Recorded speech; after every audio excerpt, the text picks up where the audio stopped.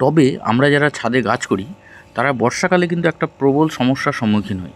সেটা হচ্ছে যে মাটির এই পোরসগুলো বন্ধ হয়ে যায়।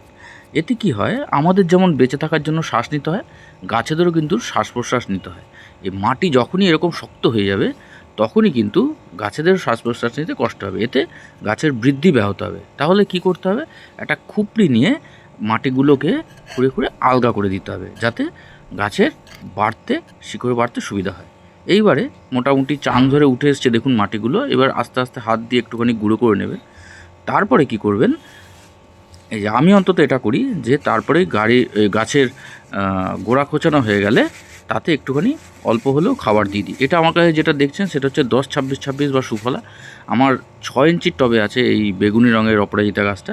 তা আমি এর বেশি বৃদ্ধি এখন চাইছি না, যার জন্য নাইট্রোজেনটা আমি কম রেখেছি, 10-26-26 দিচ্ছি। আমি এখন ফুল চাইছি, যার জন্য পটাশিয়াম এবং ফসফরাসের কন্টেন্টটা আমি বেশি রেখেছি।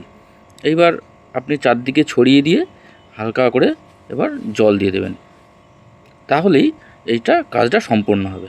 এই যে আমার কাছে যে মগে যে জলটা দেখছেন এটা বৃষ্টিরই জল, এটা আমি এই যে গোড়ায় দিয়ে দিলাম। এইবারে এর কাজটা কমপ্লিট হয়ে গেল। আপনারাও সবাই এইভাবে করবেন, আপনাদের গাছ ভালো থাকবে। সাবস্ক্রাইব করবেন ভালো লাগলে। ধন্যবাদ।